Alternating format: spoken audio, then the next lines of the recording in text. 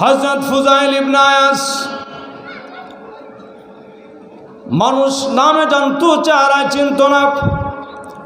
চেহারা পরিবর্তন করে, কাপড় টাপড় পরিবর্তন করে যখন পথে বের হয়ে গেলেন, রাস্তায় যখন বের হয়ে আসেন, পর্দার আড়াল থেকে শুনতেছেন একজন মহিলা পড়তেছে, আলাম ইয়ানি লিল্লাযীনা আমানু আন তাখশা কুলুবুহুম লিযিকরিল্লাহ। এর অর্থ হলো, হে এখনো কি তোমার সময় হয় নাই? আল্লাহর ভয়ে তোমার মন নরম হয়ে যাবে। ফুজাইল ইবনে আয়াস মনে করতেছেন আল্লাহ বুঝি তাকে জিজ্ঞেস করতেছে যে তোমার কি এখনো সময় হয় নাই? আল্লামা কবি ইকবাল রহমাতুল্লাহি আলাইহি কোরআন শরীফ তিলাওয়াত করতেছেন। ওনার আব্বাজি ওনাকে বললেন, বাবাজি তোমাকে আমি একটা কথা বলি। আব্বা বলেন, কি বলবেন? তুমি যখন কোরআন তেলাওয়াত করো মনে করবা এই মুহূর্তে যেন তোমার উপরে সেইটা অবতীর্ণ হচ্ছে, সেই রকম আগ্রহের সহিত তেলাওয়াত করো। হযরত ফুজাইল ইবনে আয়াস রাহমাতুল্লাহি আলাইহি বললেন, সময় হয়ে গেছে। ফুজাইল আর কোনোদিন ডাকাতি করবে না, ছিনতাই করবে না, সর্দারি করবে না। ঘর থেকে বের হয়ে যাওয়ার পর এই আওয়াজ শোনার পরে সন্ধ্যার সময় যখন ঘরে ফিরে আসলেন, ফিরে আসার পর সঙ্গের ডাকাত সর্দার সঙ্গী যারা ছিল তারা ফিরে আসলো। এসে জিজ্ঞেস করতেছেন, সর্দার কি অবস্থা, চেহারা বলেন কেন? না আমি তোমাদের সঙ্গে আর নাই। কয় মনে হয় বন্ড কম হয়? না বিষয়টা ওটা না। কয় প্রয়োজনে 1 ভাগ আমরা রাখবো, 2 ভাগ আপনাকে দিয়ে দিব। হযরত ফুজাইল ইবনে আয়াস বললেন, তোমরা যা চিন্তা করতেছো সেটা না। আমি কি করেছি জানো নি? কি করেছেন? আমি তওবা করে খালেস মুসলমান হয়ে গেছি, আমি আর এই পথের মধ্যে নাই। সঙ্গী ডাকাতেরা বললেন, সর্দার আপনি যদি তওবা করে ফেলেন আমরা আর কোনোদিন ডাকাতি করব না। জীবনের শেষ মুহূর্তে সে কালেমা পরে খালেদ দিলে তওবা করে মানুষের মতো মানুষ হয়ে বেগুনাহ মাসুম হয়ে কবরে যেতে চাই গো সর্দার। হযরত ফুজাইল ইবনে আয়াস রাহমাতুল্লাহি আলাইহি তওবা করার পর চিন্তা করলেন, বহু মানুষের মাল ছিনাই নিয়েছি, ডাকাতি করেছি, এখান থেকে যদি আমি তাদের কাছ থেকে মাপ নিতে না পারি, মৃত্যুর পরেও তো আমার কোনো লাভ হবে না, যাইয়াতে কোনো লাভ নেই। এই জন্য বিশ্বনবী সাল্লাল্লাহু আলাইহি ওয়াসাল্লামের জামানাতে কোনো জানাজা যদি আসতো, রাসূল করিম সাল্লাল্লাহু আলাইহি ওয়াসাল্লাম জিজ্ঞেস করতেন এর কোনো পাওনাদার বাকি আছে কিনা, এর কাছ থেকে কেউ কিছু পাবে কিনা। যদি বলতো যে পাওনাদার আছে, বলতেন যে রাখো। এর জামিনদার কে আছে, ওলি ওয়ারিস কে আছে? যদি ওলি ওয়ারিস পাওয়া যেত বলতেন যে তুমি তার পরিশোধ করে দাও, রেন্টটা পাওনাটা পরিশোধ করে দাও।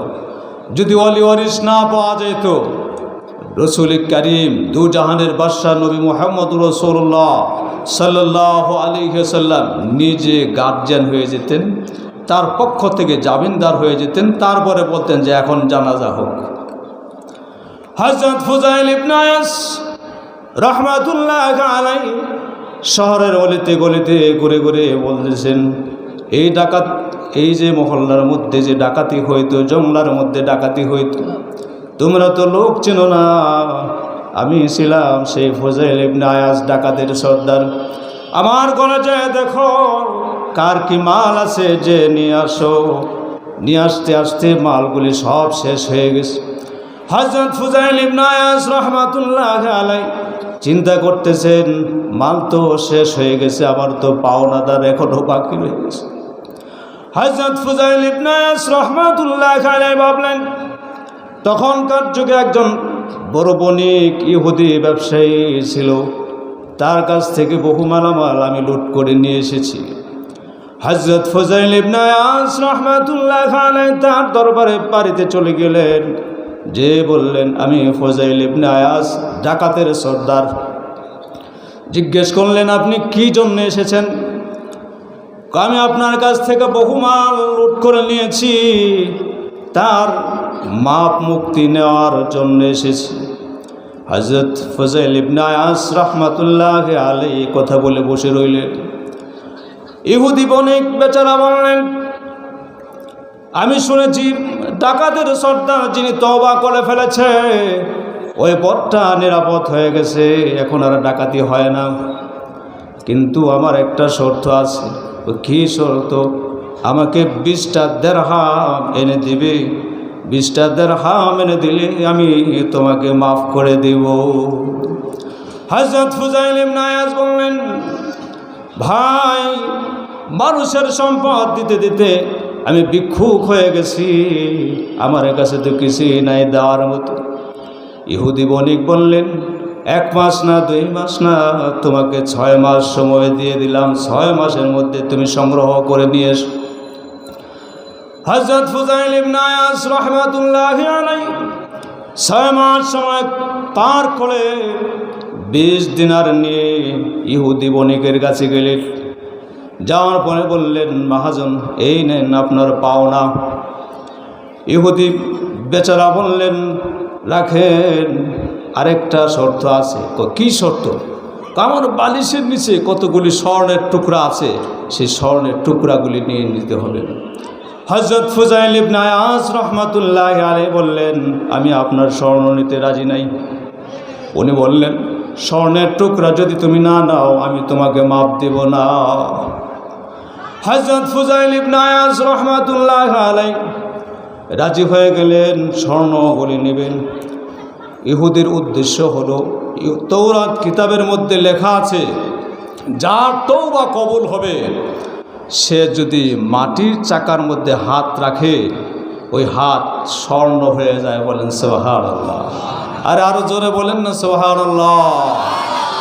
এর উদ্দেশ্য হলো পরীক্ষা করবে ওনার তওবা কবুল হলো কি হয় নাই। আমরা যে 2 দিন ধরে ওয়াজ শুনতেছি, আমরা এখান থেকে তওবা করে যাব না কি বলেন? জীবনের গুনাহগুলি মোচন করে বেগুনাহ মাসুম হয়ে নিষ্পাপ শিশুর মতো তারপরে গড়ে যাব।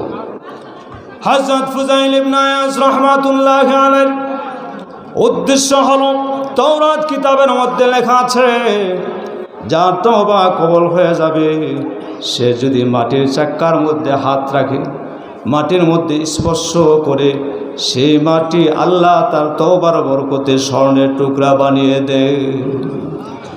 ওই ইহুদি বণিক ফসলের জমির থেকে কতগুলি মাটির চাক্কা এনে বালিশের নিচে রেখেছেন। ফুযাইল ইবনে আয়াস রাহমাতুল্লাহি আলাইহি নিচে বিসমিল্লাহির রহমানির রহিম বলে হাত দিয়ে দিলেন। দেওয়ার সঙ্গে সঙ্গে মাটির চাক্কাগুলি জিকজিক শুরু হয়ে গেল। বলেন না সুবহানাল্লাহ। ইহুদি বণিক বুঝতে পেরেছেন তার তওবা কবুল হয়ে গেছে। বললেন, ফুযাইল, আপনি যাবেন না, থাকেন, আমি আসতেছি। ঘর থেকে কাপড় পরিবর্তন করে গোসল করে এসে বললেন, আপনি সত্য, আপনার কোরআন সত্য, আপনার রাসূল সত্য, সত্য, সব কিছু সত্য জানার পরে এখন আমি আর নীরব থাকতে পারি না, আমাকে কালেমা পড়ে মুসলমান বানায় দেন। বলেন সুবহানাল্লাহ।